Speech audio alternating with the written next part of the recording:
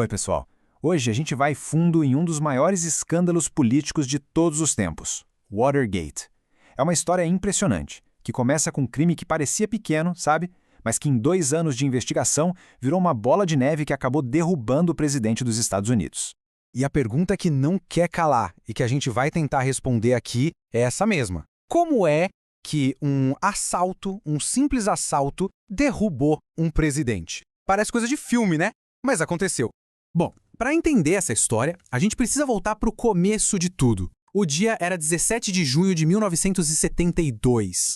O lugar, um complexo de prédios bem famoso em Washington, D.C., o Watergate. É ali que a primeira pecinha do dominó cai, dando início a uma crise que ia abalar o país inteiro. Imagina só, em plena campanha para presidente, 5 homens são presos no pulo invadindo os escritórios do Partido Democrata. A primeira impressão? Foi só um assalto que deu errado. Mas a história era bem mais complicada. É que o objetivo deles não era levar computador, cadeira, nada disso. Eles queriam informação. O plano era bem mais sinistro. Instalar escutas, grampear os telefones dos democratas para espionar os adversários e conseguir material para usar como chantagem política. Ou seja, já não era um roubo qualquer, era espionagem. Então, a polícia prendeu os caras, mas a história estava só começando. E é aqui que o foco da nossa história muda da delegacia para a redação de um jornal. A imprensa começa a cavar, a fazer as perguntas que ninguém mais estava fazendo, e essa curiosidade transformou um caso policial numa investigação que, olha, mudou tudo. Pois é, no dia seguinte o jornal The Washington Post publicou só uma notinha de rodapé sobre o caso.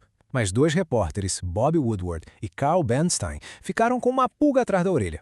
Eles acharam aquilo muito estranho e decidiram ir mais fundo. Eles simplesmente não compraram a ideia de que era só uma notícia qualquer. E essa insistência deles valeu a pena. Logo veio o primeiro resultado de verdade. Um número que mudou o jogo. $25 mil. Parece um valor aleatório, né? Mas era a primeira ponta solta de um novelo que ia levar direto ao topo do poder. E aqui está o pulo do gato. Os repórteres descobriram que um cheque de $25 mil, que saiu direto do comitê de reeleição do presidente Richard Nixon, foi parar na conta de um dos assaltantes. Opa! De repente, a invasão não era mais um caso isolado. Agora tinha uma ligação direta, um fio conectando os criminosos à campanha do presidente. Para conseguir andar nesse labirinto cheio de segredos, os jornalistas tiveram uma ajuda fundamental e bem misteriosa. Era uma fonte anônima, um peixe grande do FBI, que ganhou o apelido de Garganta Profunda. Eles se encontravam em segredo, em garagens escuras, e essa fonte não dava pistas novas, mas confirmava ou negava o que os repórteres descobriram. Basicamente, ele mostrava se o caminho estava certo ou não. E essa história tem personagens dignos de um filme de suspense, né? De um lado, Woodward e Bernstein, os repórteres que não desistiram nunca. Do outro, o presidente Richard Nixon, bem no centro de tudo. E no meio do caminho, figuras como o Mark Felt, que a gente só descobriu em 2005, que era o Garganta Profunda, e o John Dean, o advogado da Casa Branca que virou uma testemunha-chave, uma testemunha-bomba, na verdade. A partir do momento que a trilha do dinheiro foi descoberta, a coisa toda cresceu. Deixou de ser uma história de jornal. Com uma revelação atrás da outra, a pressão ficou gigante e o escândalo explodiu no mundo da política. As ondas de choque estavam chegando cada vez mais perto do Salão Oval, o escritório do presidente. A pressão da opinião pública ficou simplesmente insustentável. O que começou com o trabalho de 2 repórteres forçou o Senado americano a abrir uma investigação oficial. Pensa bem, agora era o governo investigando o próprio governo. E daí para frente tudo aconteceu muito rápido. Em 73, o próprio advogado da Casa Branca, o John Dean, confessou para o Senado que existia sim um esquema de espionagem. Aí, em 74, veio a grande bomba.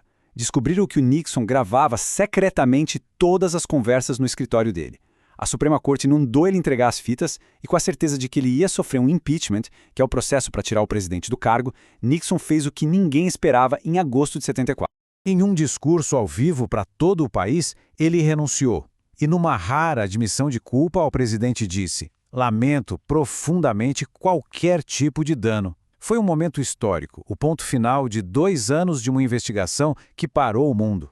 Só que a renúncia não acabou com a história. O escândalo de Watergate deixou cicatrizes bem profundas e um legado que a gente sente até hoje. Com a saída de Nixon, quem assume é o vice, Gerald Ford. E aí, um mês depois, ele toma uma decisão que é polêmica até hoje. Ele dá a Richard Nixon um perdão total por qualquer crime que ele pudesse ter cometido. Ou seja, Nixon nunca foi a julgamento. As consequências de Watergate foram enormes e duradouras. A confiança das pessoas no governo, nos políticos, foi pro chão, sabe? E esse ceticismo existe até hoje. Por outro lado, a imprensa ficou muito mais investigativa, mais cão de guarda do poder.